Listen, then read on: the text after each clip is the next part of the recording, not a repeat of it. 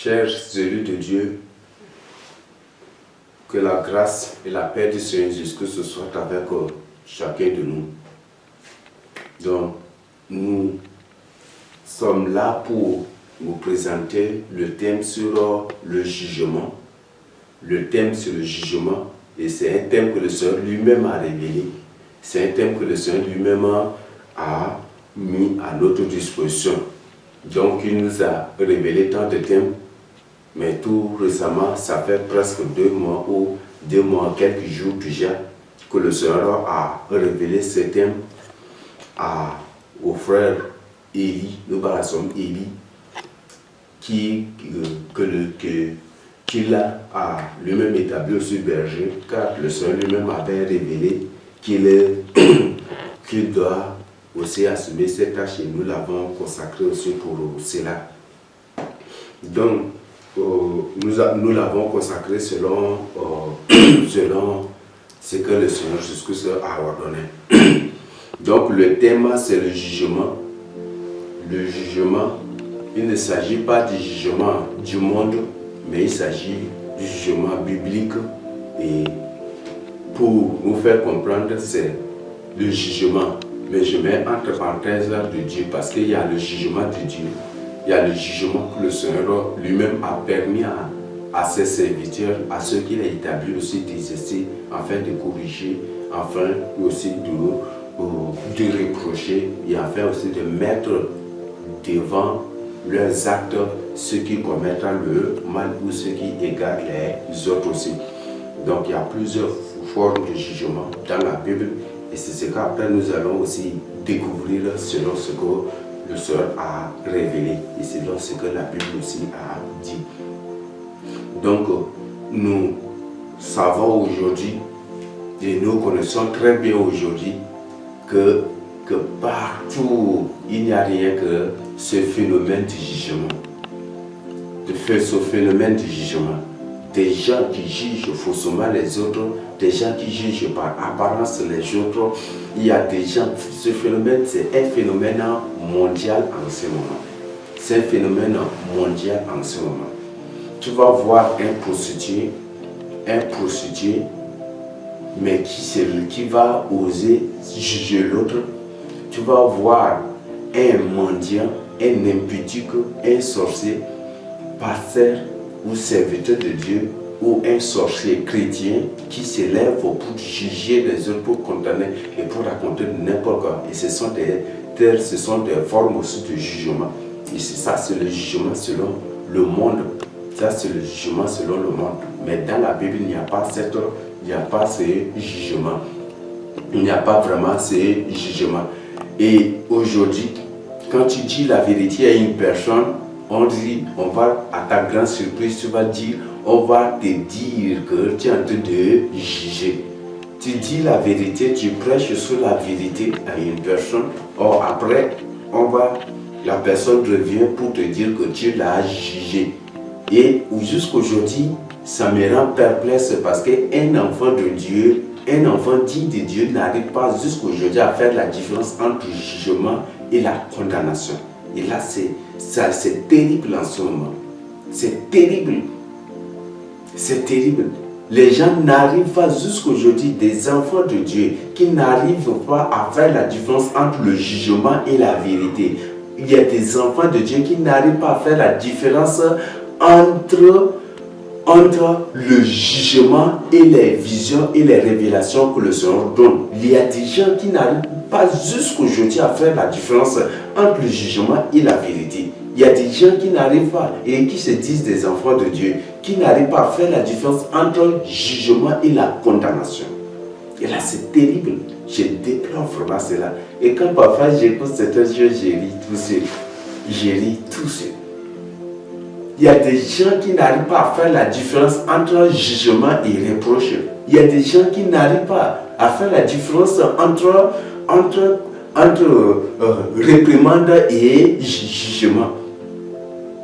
Quand tu les reproches, ils font quelque chose, tu les reproches, pourquoi tu as fait cela, pourquoi tu me juges. Quand il y a quelque chose, tu dis, pourquoi tu me juges. Et c'est ça l'autre. C'est un phénomène mondial. Et c'est répandu puisque les chrétiens aujourd'hui ont pour ennemi juré la parole de Dieu, la Bible, ils sont vraiment dans l'océan d'ignorance. Et ils sont dans l'océan d'ignorance et de perdition totale. Et ce qui fait que jusqu'à aujourd'hui, ils sont pires que les fétiches spirituels. Ils sont pires encore que les païens. Je vous dis, il y a certains païens là qui lisent aussi la Bible. Ils sont des païens. Il y a des athées qui sont là, mais qui lisent la Bible, qui lisent la parole de Dieu et qui sont mieux que les enfants de Dieu encore. Je te dis, à notre grande honte, ça c'est vraiment honteux pour nous de confondre tout. De confondre tout. Bon, comme pour certains c'est leur mission, pour certains c'est ça leur mission, et pour certains c'est Satan qui les utilise, pour certains c'est ce qu'ils sont et c'est leur nature, et c'est ça le grand problème.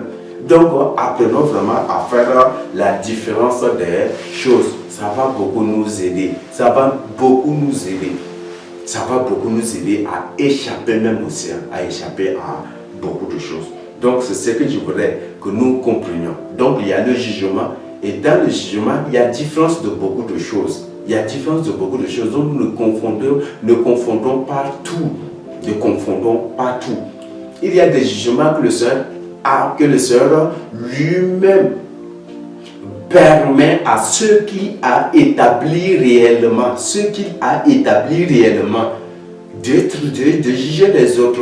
Il y a l'exemple de Moïse, de Aaron, des souverains sacrificateurs, des Lévites, des anciens en Israël, des anciens autrefois en Israël. Tous ces gens, le Seigneur leur a accordé. Ça, c'est le Seigneur lui-même qui les a établis pour juger, pour régler les affaires, pour trancher les affaires, pour rétablir, pour réconcilier les gens.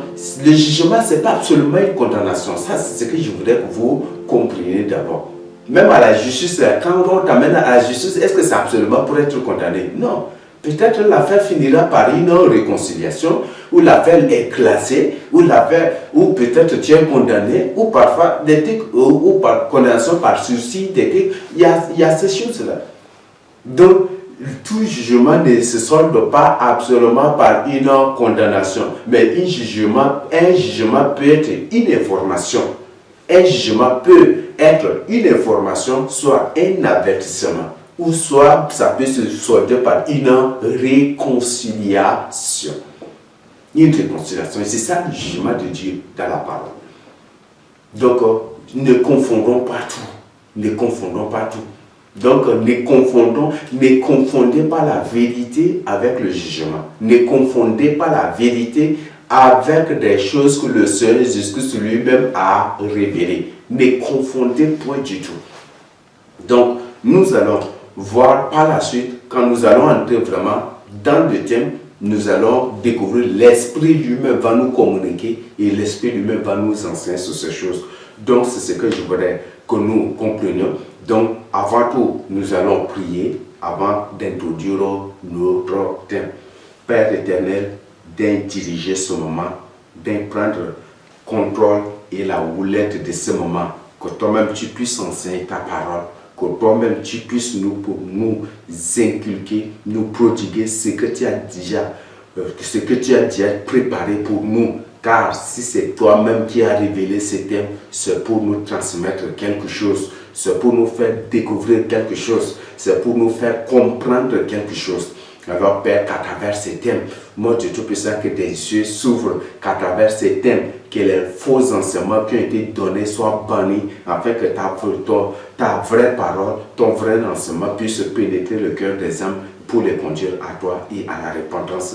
Merci Seigneur Jésus-Christ, dirige ce moment, prends contrôle de ce moment, couvre-nous par tes mirets de feu, couvre-moi par tes mirets de feu, par tes boucliers de feu, et déconnecte-moi de toute manipulation, de toute chose satanique et démoniaque, au nom du Seigneur Jésus-Christ. Oh Saint-Esprit, je te prie de descendre. Oh Saint-Esprit, je te prie de me mettre à côté pour enseigner toi-même ta parole, pour nous inculquer toi-même tes profondeurs, afin que nous puissions mener une vie qui doit être agréable au Seigneur Jésus-Christ. Ô Saint-Esprit, mets-moi de côté. Alors réduis-moi et je me réduis moi-même à la poussière de l'humilité, afin que toi tu sois élevé. Il faut que tu croisses et que moi je diminue, afin que toi-même tu puisses nous inculquer les profondeurs de la volonté de notre Seigneur Jésus-Christ. Car le Seigneur Jésus lui-même a dit, l'Esprit de vérité, quand il viendra, il vous enseignera toutes choses, il nous orientera dans toute la vérité. Et c'est lui qui nous enseignera, qui nous révélera des choses à venir. Ô Père Céleste, merci Seigneur Jésus pour la promesse et pour l'accomplissement. Ô Saint-Esprit, mets-toi maintenant à l'œuvre, car je n'espère et je ne compte que sur toi seul et tes enfants aussi, tes élus qui suivent cet enseignement et qui suivront cet enseignement, ne comptent que sur toi-même pour recevoir ce qui est vrai, pour recevoir ce qui est vrai et découvrir et comprendre ce qui vient directement de ton trône, afin que cela nous fasse du bien et que cela puisse nous aider à déraciner le doute, le faux que l'ennemi s'était précipité, que Satan s'était précipité à travers certains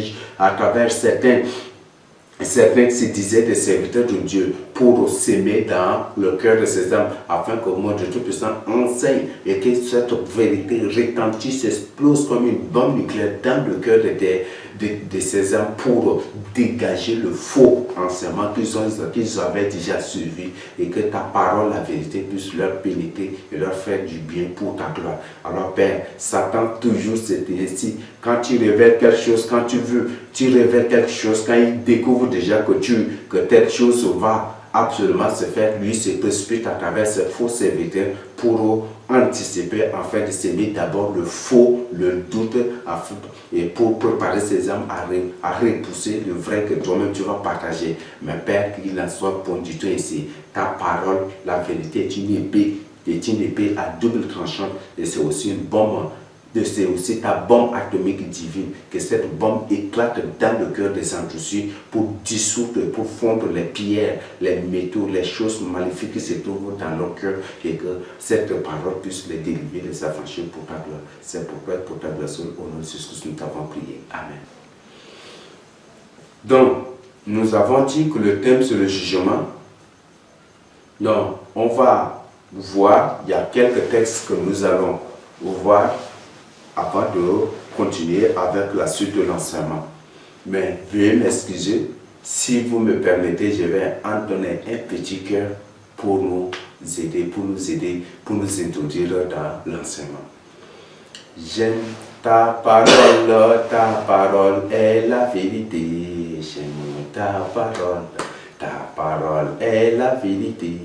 J'aime ta parole est la vérité. J'aime ta parole est la vérité. Jésus est la parole de la vérité. Il est la parole de la vérité. Jésus est la parole de la vérité. Il est la parole de la vérité. J'aime ta parole est la vérité. J'aime ta parole est la vérité. J'aime ta parole est la vérité. Moi j'aime ta parole est la vérité. Jésus est la parole de la vérité. Jésus est la parole de la vérité. Jésus est la parole de la vérité. Jésus est la parole de la vérité. Jésus est la parole de la vérité. Jésus est la parole de la vérité. Mora est la parole de la vérité. Mora est la parole de la vérité. Moi c'est la parole de la vérité. C'est la parole de la vérité. Jésus est la parole de la vérité. Jésus est la parole de la vérité. Jésus-Christ est la parole. Il est la parole de la vérité. Il y a la parole, mais dans la parole, il y a la fausse parole, il y a aussi la vraie parole. Il y a la parole mensongère et il y a la parole qui est la vérité. Mais notre Seigneur Jésus-Christ est la parole de la vérité. Notre Seigneur Jésus-Christ est la parole de la vérité. Donc, nous revenons à notre thème. Le thème, c'est le jugement. Aujourd'hui, tu vois une personne, tu lui dis, « Ah, mon frère, la Bible a dit qu'aucun prostitué n'entrera dans le règne de Dieu. » On dit, tu es en train de me juger. La Bible dit qu'il ne faut jamais du tout juger, afin que tu ne sois pas jugé. Ça, c'est la conception du monde, et c'est la conception du jugement selon le monde, selon les païens, selon les chrétiens charnels, tout cela. Et c'est très amer, c'est très amer, et c'est très douloureux. C'est vraiment amer. Ah, mon frère, le Seigneur a démontré et le Seigneur a précisé dans la Bible que le catholicisme c'est une fausse église et il faut quitter pour le salut de ton âme. Ah, Dieu dit qu'il ne faut jamais du tout juger, afin que vous ne soyez pas aussi jugés. Alors que dans la Bible, c'est bien précisé avec toutes les démonstrations, avec toutes les preuves que le catholicisme, ce n'est point du tout l'église de Christ, et elle n'a jamais du tout été l'église de Christ, mais plutôt une secte qui a été créée par les Romains pour l'ordre mondial. Et c'est comme ça qu'on lui a trouvé la mission catholique romaine. Pourquoi? Pour l'ordre mondial. C'est là. Tu vois une personne, tu viens en évangélisation, tu trouves une personne, tu lui dis, ah, mon frère le Seigneur Jésus-Christ t'aime, tu lui évangélises, après par la suite on dit, ah, ne juge point afin que vous ne soyez, afin que tu ne sois point du tout jugé. Ça c'est toujours, les gens se basent sur ça. Je crois que c'est Matthieu 7, non, Matthieu 7 qui parle de cela. Ne juge point afin que vous ne soyez point jugé. Ce qui se passe, c'est très malheureux. C'est très douloureux. Tu dis la vérité à une personne, on va te dire, non, la Bible, Dieu a dit qu'il ne faut pas juger, que c'est au dernier temps qu'il va juger. Je sais que les gens, et la plupart de ces gens qui tiennent ce langage, ce sont des sorciers, des gens bien conscients. La plupart des gens qui parlent ici, ce sont des agents de Satan. Là, j'anticipe vraiment pour vous dire cela. Et c'est très malheureux. C'est très malheureux. Et pour vous qui suivez ces gens, c'est plus dangereux pour vous. C'est trop dangereux pour vous. Quand une personne tient déjà un tel langage, un jugement est différent. Et nous allons découvrir par la suite. Un jugement peut être une opinion personnelle, n'est-ce pas? Un jugement, c'est une opinion personnelle. Mais le jugement d'un enfant de Dieu, c'est d'abord la parole de Dieu. On te présente la parole de Dieu, tu dis que Dieu, il ne faut pas juger. C'est quel Dieu que tu sais? Est-ce que c'est vraiment le Dieu qui se nomme la parole de Dieu, qui se nomme aussi la parole là que tu suis, la parole, la vérité là que tu suis, ou c'est autre Dieu? On te présente la Bible, tu dis, il ne faut pas juger. Quand Dieu lui-même révèle quelque chose, on partage avec toi. Tu dis, non, il ne faut pas juger. Tu es qui d'abord?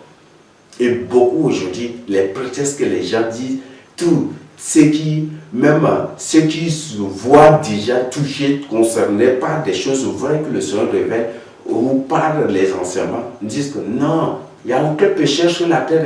Nous sommes tous des pécheurs, et toujours ces arguments. L'homme est toujours comme ça. Comme Satan est rusé et que Dieu a fait l'homme au-dessus de Satan. Dieu a fait l'homme à son image et à sa ressemblance. En d'autres termes, l'homme est aussi Dieu à l'image de son créateur et à sa ressemblance. Donc l'homme est plus rusé que Satan encore. C'est pour cela qu'on voit c'est terrible. Donc l'homme a tous les langages, tous les arguments pour se justifier, pour se défendre. Et c'est ce qu'il a. Et c'est terrible. C'est vraiment terrible. De juger. C'est terrible. Je vous dis que c'est vraiment terrible. C'est regrettable. On fait tous les jours à pleurer. Le Seigneur, tous les jours, ne fait que pleurer sur ces choses-là. Quand le Seigneur présente ce qui est vrai, le Seigneur enseigne ce qui est vrai, le Seigneur expose ta vie pour que tu te répondes. tu dis, est-ce qu'il y a pas un homme qui ne pêche pas sur la terre? Nous sommes tous des pécheurs. Et Dieu dit qu'il ne faut pas juger, afin qu'on toujours se regarde ces raisonnements.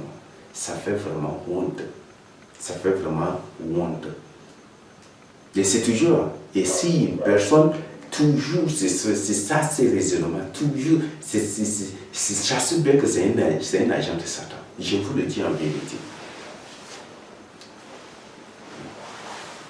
Je vous dis que c'est vraiment un agent de Satan. Oui, il n'y a aucun pécheur, mais la Bible dit que celui qui pêche est du diable. Celui qui pêche est du diable. Donc quand tu pêches, le Seigneur, dans son amour, c'est normal qu'il te dise, soit qu'il t'avertisse, soit par des visions, par des révélations, ou soit par un enseignement, ou directement à travers une autre personne. Dans le péché, tu appartiens au diable, c'est à cause de ça que le Seigneur, pour t'arracher, il t'avertit, pour que tu te quittes. C'est ce que le Seigneur veut. Donc il ne faut pas subtilement, ne te vois pas plus sage que Dieu. Non. Ne te vois pas plus sage. Et même il y a certains, moi-même à mon niveau, quand je vois, j'écoute certains raisonnements, certains langages, ça me fait rire tout seul. Ça me fait rire tout seul. Et je me dis, est-ce que vraiment cet homme-là, est-ce que vraiment cette personne-là est sérieuse avec le Seigneur Jésus-Christ? Est-ce que cette personne est sérieuse vraiment? Est-ce que c'est une personne qui sert réellement Dieu? Est-ce que c'est vraiment un humain normal qui parle comme ça? Parfois, je me dis même ces choses-là. Je me dis intérieurement ces choses. Là, c'est terrible. Parce qu'il y a devant certaines choses, ça fait même peur. Donc, pour nous faire comprendre le thème, d'abord, c'est le jugement. On ne va pas parler du jugement du monde. Parce que parler du jugement du monde, cela revient à partir à la justice ou à faire le cours de droit, les droits constitutionnels, ceci, tout cela pour découvrir comment fonctionne le système judiciaire, comment les affaires sont tranchées, pour découvrir le code pénal, ceci. Mais pour nous, ce n'est pas ces jugements-là qui nous concernent. Nous, tous les vrais élus de Dieu, nous sommes des juges aussi, selon 1 Corinthiens 6. Donc, étant des vrais juges du Seigneur Jésus-Christ et étant aussi des gens, des juges parmi lesquels le Seigneur choisira quelques-uns pour juger le monde entier avec lui selon Apocalypse 20, nous n'utiliserons rien que la Bible. Donc il ne s'agit pas du jugement du monde, mais il s'agit du jugement biblique. Des jugements bibliques ou du jugement biblique de Dieu. Donc c'est ce que nous allons découvrir. Donc le thème que Dieu a révélé, c'est le jugement. Mais moi je ne vais pas parler du jugement parce que parler du jugement ici, ça revient à parler du jugement de Dieu, des enfants de Dieu, des jugements bibliques à base des versets bibliques, de tout ce que le Seigneur a dit. Et aussi, revenir à parler du jugement du monde. Et là, ça demande vraiment une expertise ou peut-être une recherche approfondie pour découvrir les codes pénals, les trucs constitutionnels ou comment fonctionne la justice de tout. Là, c'est vraiment ça. Je ne vais pas entrer dans cela. Moi, le Seigneur m'a établi pour sa parole et selon moi, je contextualise ce thème-là par rapport à la parole de Dieu. Je présente le prêt sera présenté selon, dans le contexte biblique pour que nous puissions comprendre. Donc c'est ce que je voudrais nous informer et nous avertir. Il y a des gens qui sont des experts, ils connaissent tous les articles du pays et ils les mettent en pratique, mais ils ne connaissent aucun article de la Constitution du ciel. Et ils ne connaissent pas. Il y a des gens que si tu les appelles ou tu leur poses des questions sur les articles du pays, ils vont te réciter par cœur, mais il y a des mais qui ne connaissent pas les articles de Dieu. Et ça, c'est très douloureux, très malheureux encore aussi. Et c'est vraiment une grande déception. Donc, nous allons voir donc le jugement de Dieu. Quand il y a de bons jugements, il y a des mauvais jugements. Donc, nous allons découvrir ce qui va nous conduire ou ce qui va nous amener sous le jugement de Dieu, qui est bon ou mauvais. Donc, nous allons lire Deutéronome 30 du verset 15, bon, le verset 15 et le verset 19. Deutéronome 30, le verset 15 et le verset 19. Voici, je mets aujourd'hui devant toi la vie et le bien, la mort et le mal. Voici, je mets devant toi la vie et le bien, la mort et le mal. Ça, c'est déjà, ça fait partie du principe et c'est sur ça qu'est basé le jugement de Dieu. Dieu nous a appelés à la vie. Tu choisis la vie, tu es sous un bon jugement de Dieu. Ça, c'est.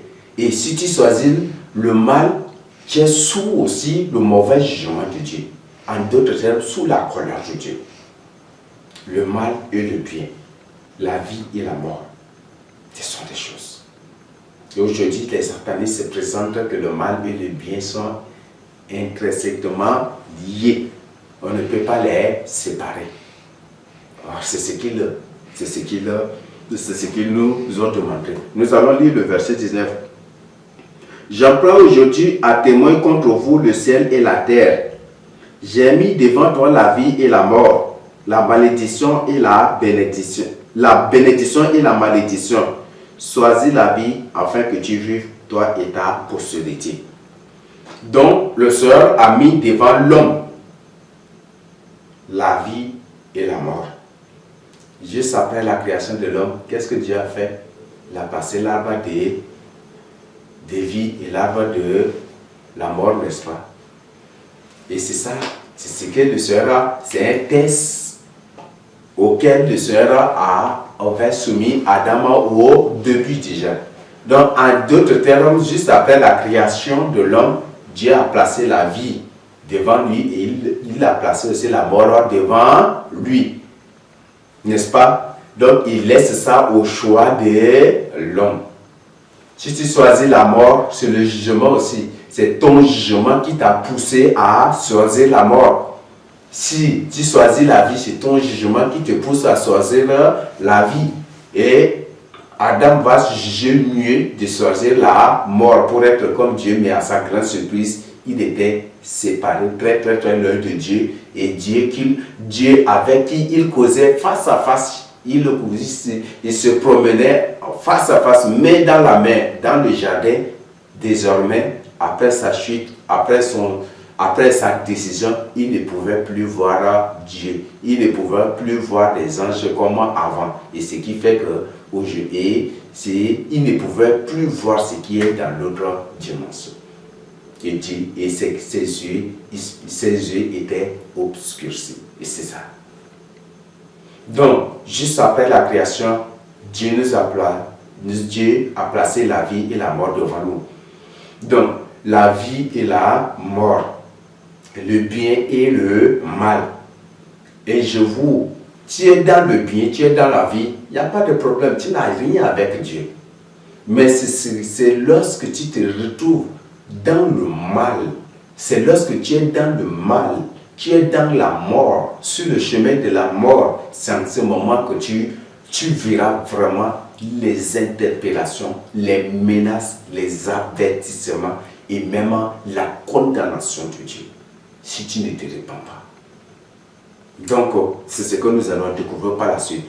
Là, il s'agit déjà de ce jugement. Autre fait présenté ici comme un jugement, mais nous allons découvrir dans Somme 1, verset 1 à 6. Somme le chapitre 1 du verset 1 à 6. Heureux l'homme qui ne marche pas selon le conseil des méchants, qui ne s'arrête pas sur la voie des pécheurs, et qui ne s'assied pas en compagnie des moqueurs. Retenez bien. Mais qui trouve son plaisir dans la loi de l'Éternel, et qui la médite jour et nuit. Il est comme un arbre planté près d'un courant d'eau, qui donne son fruit en sa saison, et dont le feuillage ne se flétrit point. tout ce qu'il fait lui réussit. Il n'en est pas ainsi des méchants. Ils sont comme la paille que le vent dissipe. C'est pourquoi les méchants ne résistent pas au jour du jugement. Retenez bien. C'est pourquoi les méchants ne résistent pas au jour du jugement. Ni les pécheurs dans l'assemblée des justes. Car l'Éternel connaît la voie des justes et la voie des pécheurs mène à la ruine ou à la mort. Les méchants n'échapperont point au jugement de Dieu. C'est pour ces hommes que la Bible a bien introduit. Heureux l'homme qui ne marche pas selon le conseil, qui ne s'assoit pas avec les pécheurs, qui ne tient pas compagnie avec les moqueurs, mais qui trouve son plaisir dans la méditation de la parole de Dieu, dans la loi de Dieu, qui le lit jour et nuit, tout cela le Seigneur. Est-ce que dans ça, le Seigneur a un jugement sur cette personne? Parce que c'est une personne qui vit déjà dans la crainte de Dieu. Une personne qui vit dans la crainte de Dieu. Une personne qui a la crainte de Dieu et qui fait l'œuvre de Dieu. Qui veut à tout prix plaire à son Dieu, à son Créateur. Le Seigneur n'a aucun jugement pour cette personne. Mais la suite nous explique que le méchant n'échappera pas au jour du jugement. Le jugement, ce n'est pas le jugement dernier. Et je voudrais que nous comprenions cela. Parce qu'il y a des gens et des tonnes et des tonnes de gens, même des tonnes et des tonnes de soi-disant serviteurs de Dieu, qui délibérément s'engagent à répandre des hérésies, enseignent de n'importe quoi, selon lesquelles le jugement n'aura rien qu'après la fin du monde. Et en ce moment, il n'y a pas de jugement de Dieu. Ne vous trompez pas. Ne vous trompez pas. Le jugement est réel. Donc, le Saint dit, le méchant n'échappera pas au jour du jugement de Dieu. Il y a d'abord le jugement physique, le jugement circonstanciel, il y a le jugement juste après la mort, et il y a aussi le jugement dernier. C'est ce que nous allons découvrir. Donc le méchant, c'est celui-là qui connaît, selon Ézéchiel 18, c'est celui-là qui connaît bien la voie de la vérité, qui sait faire la différence entre le mal, mais qui s'obstine à faire ce qui est contraire, ce qui est contre la volonté de Dieu. C'est celui-là que le Seigneur qualifie de méchant. C'est celui-là que le Seigneur qualifie de méchant. Si le Seigneur me dit la cupidité contient l'enfer, selon Éphésiens 5, je crois que le verset 4, ou c'est le verset 5 qui parle de cela, et selon Éphésiens, selon Éphésiens 6, non, ou c'est Éphésiens 6, je ne sais pas, j'ai déjà oublié, que la cupidité contient l'enfer, bel et bien. Et c'est ce que la Bible nous dit. Et selon cela, si le Seigneur me dit que la cupidité contient l'enfer, je ne dois pas être cupide. Si en tant que serviteur de Dieu, si je deviens cupide, je vais détruire son œuvre. Et moi, pour les biens de ce monde, je m'obstine à être cupide. Je détruis, premièrement, je détruis l'œuvre de Dieu, et deuxièmement, je me détruis. Et en faisant cela, je crois que vous croyez que je vais échapper vraiment au jugement de Dieu? Et si je vis dans la cupidité et qu'un frère qui sait déjà ce qui m'attend vient vers moi pour me dire, ah mon frère, je vois ton état là, selon ce que la Bible dit, c'est ça. Si tu ne fais pas attention, tu vas tomber dans le jugement de Dieu. Tu vas tomber sous la colère de Dieu. La Bible a dit qu'aucun cupide n'héritera le royaume des cieux. S'il me dit cela, est-ce qu'il est en train de me condamner ou est-ce qu'il est en train de me juger? Il me dit la vérité. Il y a une différence entre la vérité et le jugement. Peut-être un pasteur, peut-être tu as pris des gris-gris, des fétiches, ou tu es utilisé par des démons. Et une personne qui est spirituelle, un vrai homme de Dieu sait que tu as été utilisé. Ou le Seigneur lui-même a révélé, que voilà, tu es utilisé par des démons. Ou tu es initié. Ou tu es en train de travailler dans l'occultisme, tu es un agent de Satan. Et le Seigneur lui a révélé ça pour partager avec toi. Le but de cela, c'est pour t'avertir. Le Seigneur, toujours, Je dis toujours, celui que le Seigneur aime de plus est celui-là, celui qui le Seigneur révèle toujours ce qui le concerne, afin de le détourner du mal, afin de l'arracher du mal pour son salut. Si tu restes et que le Seigneur ne révèle rien sur toi, et tu dis, moi là, le Seigneur m'aime beaucoup, le Seigneur ne t'aime pas. Au moins que tu vis parfaitement dans la crainte de Dieu. Au moins que tu vis dans la crainte de Dieu. Mais si tu commets un péché que tu as oublié, le Seigneur peut révéler à une autre personne pour venir partager avec toi. C'est ça la preuve de l'amour de Dieu pour nous aussi. Et en vivant dans ces choses, le Seigneur me révèle quelque chose pour venir partager avec toi. Et que je le fais. Est-ce que je te juge? Est-ce que je te condamne? C'est le Seigneur. Qui suis-je? Je connais quoi sur toi? Et spirituellement, qu'est-ce que moi je connais? C'est le Seigneur lui-même dans sa souveraineté révèle ces choses. C'est le Seigneur lui-même qui, dans sa souveraineté, t'avertit. Si tu ne fais pas cela, lui va te punir, il va t'écraser, il va te tuer, ou il va te faire ceci, il va te frapper, s'il va faire ceci. C'est le Seigneur lui-même qui révèle. C'est le Seigneur lui-même qui dit. Donc, ce n'est pas un jugement. Ce n'est pas un jugement. Ce n'est pas la personne qui, par ses idées, par ses opinions personnelles, par sa vue personnelle, s'était levé pour venir te reprocher. Non.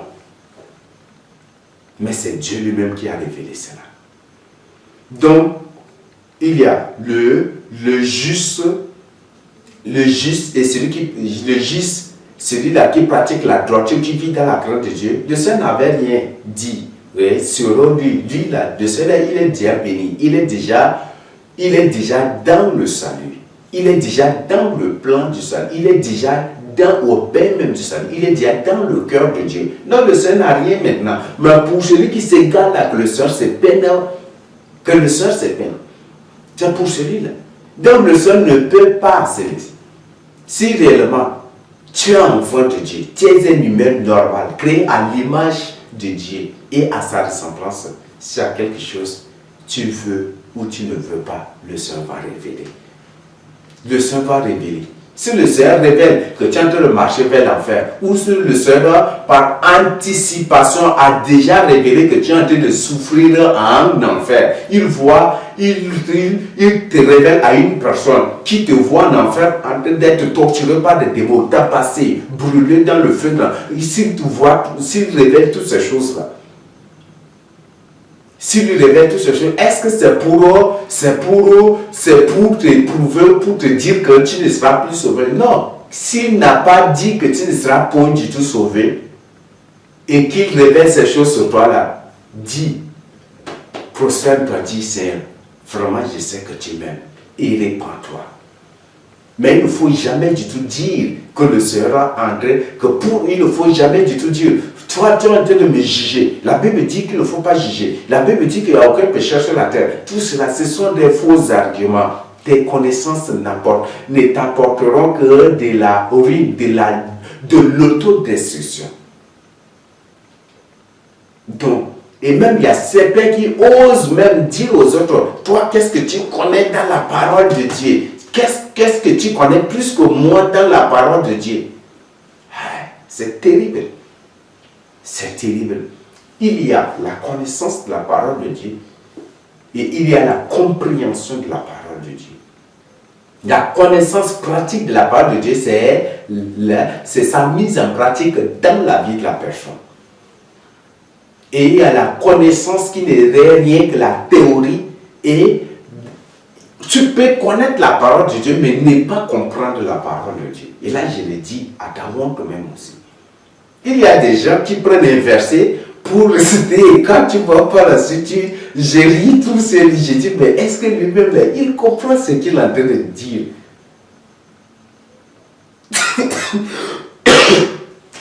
Il y a la connaissance de la parole de Dieu et il y a ce qu'on appelle la compréhension de la parole de Dieu. C'est deux choses différentes. Si c'est dans le monde, on peut dire que c'est bel et bien des choses, c'est bel et bien des choses inséparables. Mais moi, je te le dis bibliquement, c'est des choses différentes. Il y a la connaissance. Il y a des gens qui qui ont des conteneurs de versets dans leur tête et qui peuvent même, tu dis, il y a tel, ils savent tout, ils peuvent te démontrer, mais qui ne comprennent aucune des choses qu'ils démontrent. Qui ne comprennent même pas. Ils ne comprennent. Parce que c'est une théorie pour eux. Comme en mathématiques, on dit x est égal à ça, donc c'est ça là qu'ils ont emmagasiné, c'est ça, mais eux-mêmes, ils ne peuvent pas comprendre. Il y a des gens qui démontrent qu'ils peuvent tout, mais qui ne comprennent pas eux-mêmes ce qu'ils enseignent.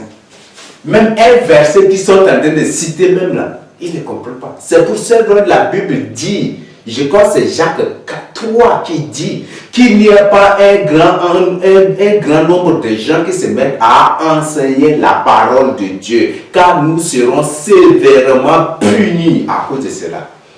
Jugés, condamnés à cause de cela. Aujourd'hui, une personne a une vision, il se proclame homme de Dieu, il se proclame prophète de Dieu, il se proclame, il crée, il ouvre un ministère, il se met en scène de n'importe quoi aux gens.